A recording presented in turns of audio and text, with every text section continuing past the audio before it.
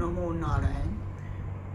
कुछ लोगों ने एक प्रश्न रखा कि गुरुदेव ये बताइए, क्या ईश्वर है? तो हमने उनसे पूछा, क्या जानते हैं आप कि आपको जन्म देने वाले यही माँ बाप ही आपके माँ बाप हैं?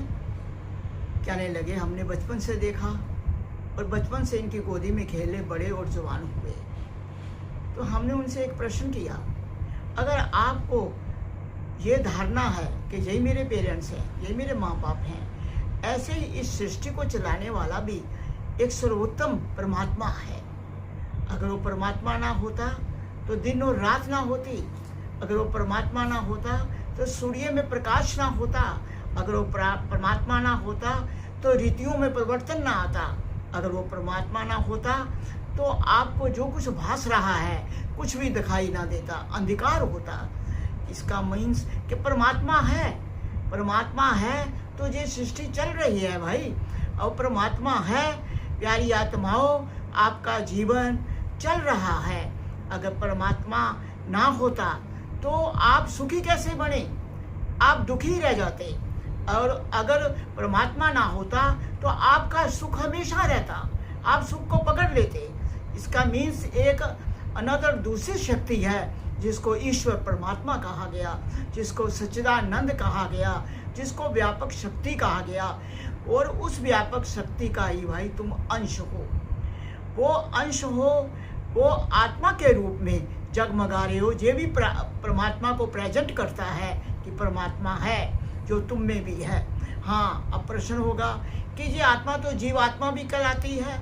हाँ, वो जीवात्मा इसलिए कहलाती है, जैसे गंगा जल आप एक लोटे में लाते हो तो आपसे पूछा जाए कि इसमें क्या लाए हो बेटे, तो आप बोलोगे गंगा जल लाया हूँ महाराज। मैं क्या, अच्छा भाई। और हर की पौड़ी पे आप स्नान करके आए, वहाँ कहते वहाँ श्री गंगा जी बह रही है। ऐसे ही जो स्वतंत्र रूप में बह रही है, हर की पौड़ी पे बह रही है, वो श्री गंगा जी है। जो लोटे में बंधन में आ गई वो गंगा जल बन गया।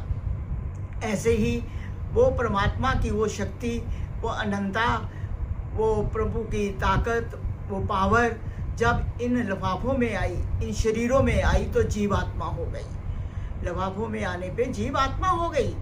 और वो जीवात्मा होते हुए भी स्वतंत्र है, उस परमात्मा का अंश है। उस परमात्मा को विश्वास से पाया जाता है। जैसे आप अगर चीनी का या शक्कर का स्वाद चखे नहीं तो आपको पता नहीं लगेगा कि इसमें चीनी का स्वाद कैसा है, शक्कर का स्वाद कैसा है। ऐसे विश्वास रूपी शक्कर और चीनी को आप दृढ़ता से रखेंगे तो वो परमात्मा जो आपको आत्मा के रूप में समझते हो, वही जीवात्मा है, वही ईश्वर का अंश है। और उस आत्मा का कभी नाश नहीं होता, क्योंकि श्री गीता जी में भगवान ने स्वयं कहा है, नैनम सिदन्ति शस्त्राणि नैनम देति पावक ना चैनम क्लेद्यन्त्यापो नानुशोचति मारत।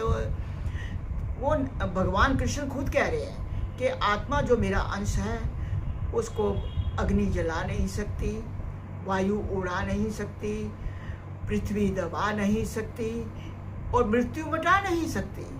मीन्स कि आत्मा जिस परमात्मा का अंश है वो परमात्मा है, तभी तू चलता फिरता नजर आ रहा है, तभी तेरा बचपन भी नजर आता है, जवानी भी आ जाती है, फिर बुढ़ापा भी आ जाता है।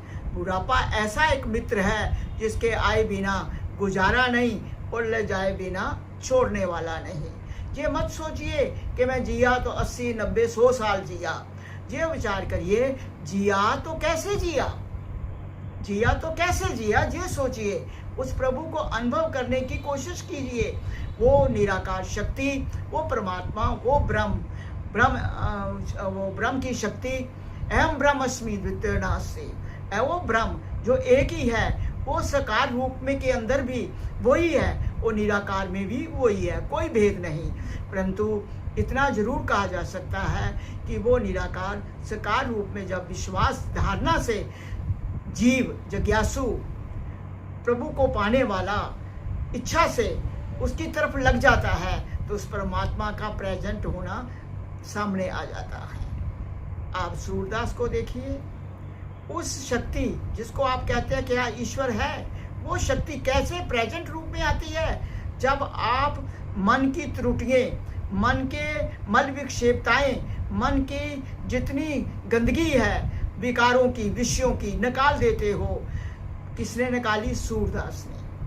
सूरदास को जब ठोकर लगी कि जिस संसार के पीछे मैं भगवान को भूल गया, जिस संसार में लगा हुआ मैं इन आँखों से देखता रह गया, उन विकारों को उसने 2 सिलाई ली और आँखों को ही अंधा कर डाला। और उस टाइम बस इतना ही त्याग किया। आप सोचो आप कितना त्याग करते हो उस परमात्मा को पाने के लिए कि ईश्वर है। ये तो प्रश्न किया आपने, परंतु वो ईश्वर है उसके लिए विश्वास, उसके लिए त्याग कितना करते हो उसका दर्शन करने के लिए।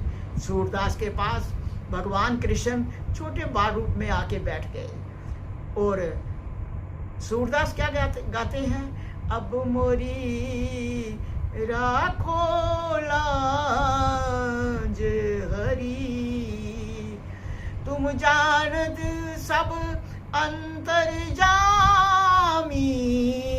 तुम जानत सब अंतर्जामी,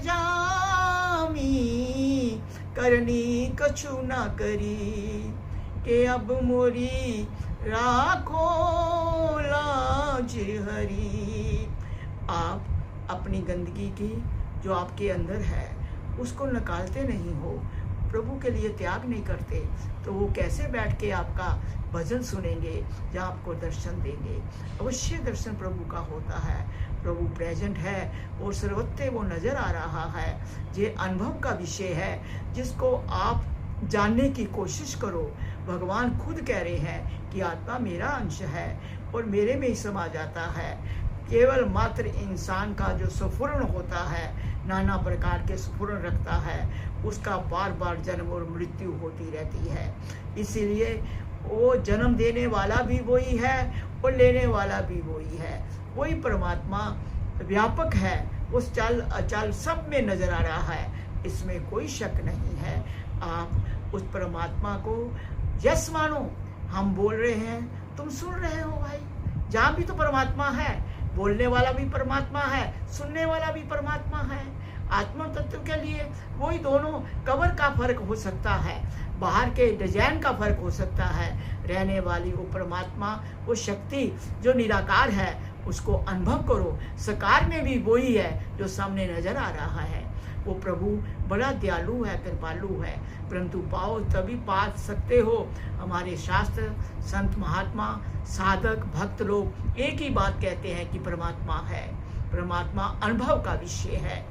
आप किसी चींटी को मारते हो या किसी इंसान को मारते हो तो ये कर्म जो आप करते हो ये प्रभु को, आपका ये कर्म पसंद नहीं है उस शक्ति परमात्मा को, फिर वो नहीं मिलेगा।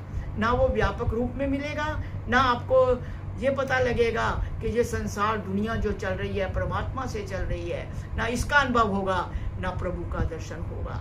इसीलिए सब त्रुटियों का त्याग करके ईश्वर को सत्य मानते हुए, सर्वव्यापक में देखते हुए, जहाँ जहाँ निगाह जाए, जहाँ जहाँ स्थितियों पे आपकी परिस्थितियों में निगाह जाए, परमात्मा है, उसके अंदर सब कुछ है। वही शक्ति सारे संसार को चला रही है। ओम नमः शिवाय, ओम नमः शिवाय।